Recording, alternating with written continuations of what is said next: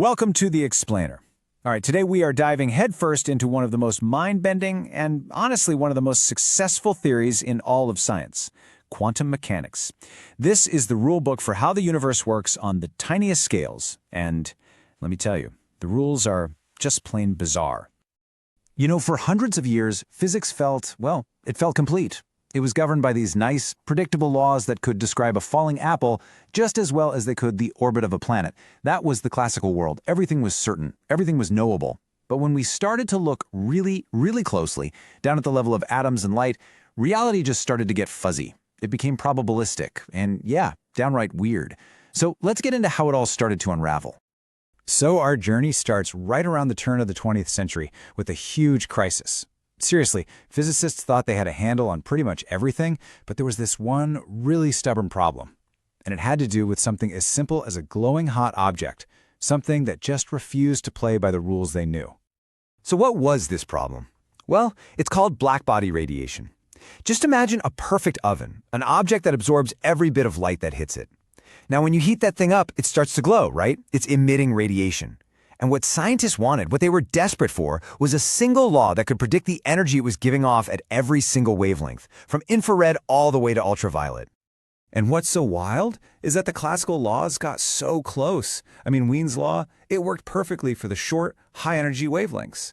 And then you had the Rayleigh-Jeans law, which was beautiful for the long, low-energy ones. But neither of them could explain the whole picture. It was like they had two pieces of a puzzle that just would not fit together. And this failure, this was a massive crack in the very foundation of physics. The solution finally came in the year 1900 from a physicist named Max Planck. And he proposed something so out there, so radical, that he himself later called it an act of desperation. He basically suggested that our entire understanding of energy was just wrong. Planck's big revolutionary idea was this. Energy isn't some smooth, continuous flow, like water coming out of a tap. No. He said it gets delivered in these little individual packets, which he called quanta. Think of it like money. You can't have half a penny, right? You get energy in these distinct chunks, these individual coins. And the incredible thing? It worked. It totally worked. Just by treating energy as these little separate packets, Planck's formula perfectly described the entire blackbody spectrum, from one end to the other. This was the very first clue that maybe the universe, deep down, is kind of grainy, not smooth.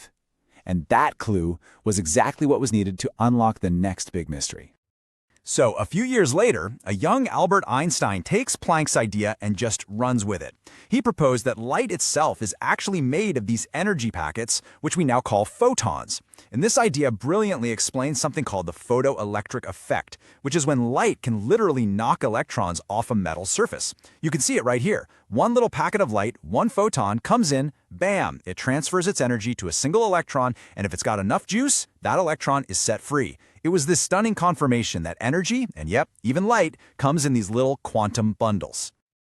Okay, so let's recap. Light, which for centuries everyone was sure was a wave, sometimes acts like a particle. Weird enough.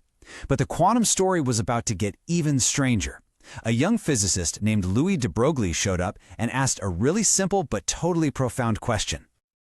De Broglie had this really beautiful idea. He basically said, hey, nature loves symmetry. He thought, well, if waves like light can act like particles, then maybe, just maybe, particles like electrons can act like waves. What a leap! It was this incredibly bold hypothesis that he had absolutely zero experimental evidence for at the time. And guess what? He was totally right. This led to the absolute cornerstone of quantum mechanics, wave-particle duality. The idea that every single thing in the universe, an electron, a proton, you, me, this microphone, has both particle characteristics and wave characteristics. These are called matter waves. It's not one or the other. It is, somehow, bizarrely, both at the exact same time. De Broglie even gave us this neat little equation to figure out the wavelength of any object. And what it tells us is that an object's wavelength is inversely proportional to its momentum. So what does that mean? Well, for big, heavy things like us, our wavelength is so ridiculously tiny it's completely impossible to detect. But for something like a tiny, zippy little electron, its wave nature suddenly becomes really significant and totally measurable. So where are we going with this? Well, think about it. If a particle is also a wave that's all spread out in space, kind of like a ripple on a pond, then how on earth can you say exactly where it is? And that question right there leads us straight to one of the most famous and maybe most misunderstood principles in all of physics. So imagine you're trying to measure the exact location of a particle. Okay, to do that, you've got to see it somehow, right? Maybe you bounce a little bit of light, a photon, off of it, but the very act of doing that, of measuring it, gives the particle a little kick, and that changes how it's moving. And right there, that's the heart of Werner Heisenberg's uncertainty principle. There is a fundamental trade-off in nature. The more you nail down a particle's position, the fuzzier its momentum gets. And the more precisely you know its momentum, the less you know about where it actually is. And this is the key. This isn't because our tools aren't good enough. It is a fundamental, baked-in property of reality itself. So, to deal with this new uncertain reality, a physicist named Erwin Schrödinger came up with a master equation. It describes a quantum particle not with certainty, but with something called a wave function. Now, this mathematical tool doesn't tell you where the particle is. Instead, if you square it, it gives you the probability of finding the particle at any given spot. All of a sudden, physics wasn't about certainty anymore. It was about calculating the odds. Okay, so all of these ideas are strange, they're abstract, they're completely counterintuitive. You might be asking, what's the point of all this weirdness?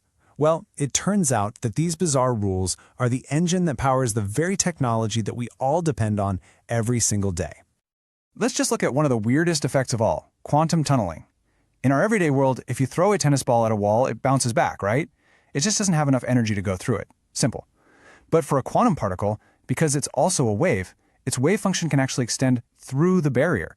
And that means there's a small, but very real probability that the particle can just, poof, appear on the other side without ever having the energy to actually climb over it. And I promise you, this isn't just some bizarre party trick for physicists.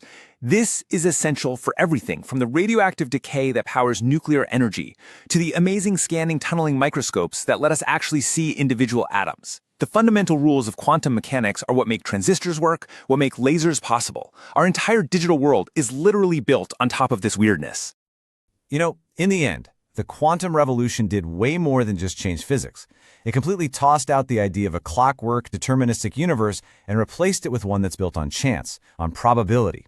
It forces all of us to rethink the very nature of reality, and it leaves us with this huge question that physicists and philosophers are still arguing about today. If the universe is quantum, what does it even mean for something to be real?